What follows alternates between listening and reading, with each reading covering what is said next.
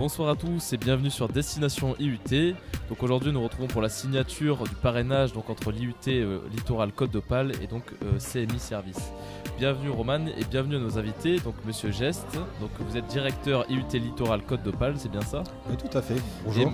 Bonjour, et Monsieur Rorive donc qui est directeur région Nord-Ouest CMI Service. Bonsoir. Bonsoir. Monsieur Rorive, est-ce que vous pourriez présenter votre entreprise en quelques mots, s'il vous plaît? Ou en quelques mots, ça risque de prendre un peu de temps, hein, mais mon entreprise s'appelle CMI. 3 lettres qui signifient Cockerill, maintenance et ingénierie. En fait, nous sommes une entreprise belge qui a débuté son développement en 1818. Vous reconnaîtrez probablement à mon accent que je ne suis pas du coin. Donc je suis belge, j'ai 30 ans de boîte chez CMI. Mais CMI a 200 ans d'existence, donc est né au temps où la Belgique n'existait même pas encore. 3 ans après, désolé de retourner le couteau dans la plaie, mais après Waterloo. Et donc on a grandi dans l'acier. Mais aujourd'hui, notre entreprise, qui est une entreprise qui vit sur 5 grands piliers, l'environnement, l'énergie, la défense, l'industrie, ce qui ne veut pas dire grand-chose, mais retenez que c'est le revêtement des tôles en acier pour vos voitures, les machines à laver, etc. Et le service. Et moi je suis ici, je représente une entité de service qui est basée à Gravelines, 250 personnes, qui sont à la fois dans l'industrie, partie métal, mais aussi dans la partie nucléaire. Donc on a essentiellement 2 grands types d'activités. La partie traditionnelle dans l'acier, mais suite à la crise de 2008, on s'est diversifié très très fort et on a développé nos activités dans le nucléaire. Donc on a grosso modo la moitié de notre chiffre d'affaires, d'un côté métal et grand marché public, oui, et de l'autre côté industrie nucléaire avec EDF. Comment envisagez-vous votre rôle de parrain justement? Mon rôle de parrain, je disais un peu à Joël, on s'est mariés là ce soir, hein, donc on est parti pour le meilleur et pour le pire. Une phrase que j'adore répéter, c'est « et le chemin est long de l'idée à la chose ». Un sujet de philosophie. Ouais, mais moi je suis pas du tout un philosophe, hein. Je suis un ingénieur. Alors c'est vrai que je vais venir avec mon côté un peu provocateur et du monde du travail, enfin du monde de l'industrie, comme Joël l'a dit tout à l'heure, mais moi j'attends du résultat. Donc mon rôle de parrain, c'est d'être le catalyseur pour que de ce mariage qu'on est en train de célébrer ce soir, il sorte réellement un bébé assez rapidement. Je ne sais pas si ça prendra 9 mois ou moins, mais on verra. Merci. Alors quels sont pour vous les avantages d'avoir un parrain, d'avoir recours à un parrain pour l'IUT?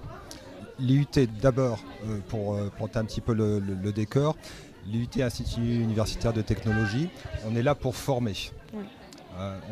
On est là pour diplômer, mais on est là avant tout pour former. Alors former pourquoi? Pour répondre à des besoins des entreprises. On est le dernier maillon de la chaîne. Il y a tout un processus scolaire, on va à la maternelle, on va dans le primaire, on va au lycée, au collège, etc. Et après on va dans le supérieur. Et après le supérieur, qu'est-ce qu'on fait?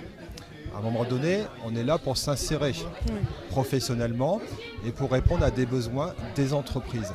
Et de ce fait-là, on a évidemment besoin d'eux en tant que partenaires pour savoir exactement comment on doit former nos futurs, nos étudiants, donc leurs futurs collaborateurs. Donc on a besoin d'eux justement pour veiller à cela. Donc c'est aussi pour les mettre dans le bain de la vie professionnelle Alors c'est pour les mettre dans le bain effectivement, donc dans le cadre de stages, etc. Oui. Mais c'est surtout aussi pour valider les programmes pédagogiques. Oui. Donc régulièrement, dans le cadre du DUT en particulier, on est sur un diplôme dit national, régulièrement on interroge les branches professionnelles pour faire évoluer nos programmes pédagogiques en fonction de des avancées technologiques. On est sur des avancées qui sont de plus en plus rapides aujourd'hui et donc on est là pour s'adapter. C'est à nous adapter au milieu professionnel et non pas l'inverse. Oui. D'accord, merci. Donc j'ai une question pour nos 2 invités, donc Monsieur Geste et Monsieur Rorive. Pourquoi avoir choisi CMI et pourquoi Monsieur Rorive avoir choisi également l'IUT Littoral Côte d'Opale? Pourquoi ce choix? Il est très simple. On travaille d'abord avec ceux qu'on connaît bien. Donc CMI, effectivement, ça fait plusieurs années qu'on travaille ensemble dans le cadre de la licence ressources humaines. J'espère en tout cas que ce partenariat pourra faire des petits, en particulier sur la partie, donc là on parle des services sur CMI, il y a aussi d'autres parties, en particulier sur la partie maintenance. Donc là aussi, je crois qu'il y a quand même pas mal d'intérêt pour les jeunes qui effectuent donc, leur cursus, leur formation sur ces aspects de maintenance industrielle. Si je peux juste ajouter sur ce que Joël dit, je pense que l'aspect proximité, donc on est vraiment dans une industrie de proximité. Le service, on ne fait pas de la grande exportation, nous on travaille ici dans la région. Donc ça c'est quelque chose qui compte énormément pour nous, parce qu'on se comprend, parce que vous êtes aussi beaucoup de gens. Bon, je suis peut-être un peu l'exception ici parce que je suis le seul Belge de là. Mais vous êtes des gens attachés à votre région, ça se sent. Ouais. Et donc on le voit aussi parmi nos gens, parmi nos gars. Donc la proximité est quelque chose de très important. Ensuite, je ne vous cacherai pas à la recherche des résultats, parce que moi ce qui m'intéresse, c'est aussi de trouver les jeunes de demain à travers ce partenariat et d'avoir ce sang nouveau qui va venir chez nous. J'ai quand même regardé aussi les profils de gens qui sont formés par l'université. Et c'est exactement les profils que nous recherchons. Justement, qu'attendez-vous des jeunes et quels conseils pourriez-vous leur donner pour réussir en entreprise ? Ce que j'attends des jeunes, moi, c'est de prendre ma place le plus vite possible. Le but, c'est qu'il faut que le sang neuf soit là et qu'on ait des gens à qui on peut donner les clés de la maison. Ce que j'attends des jeunes, moi, je veux les jeunes qui se sortent les tripes. J'ai pas besoin de gens. Joël a parlé de la formation, c'est très important, mais je cherche plus des gens qui ont du savoir-être que des gens qui sont des encyclopédies vivantes. Oui.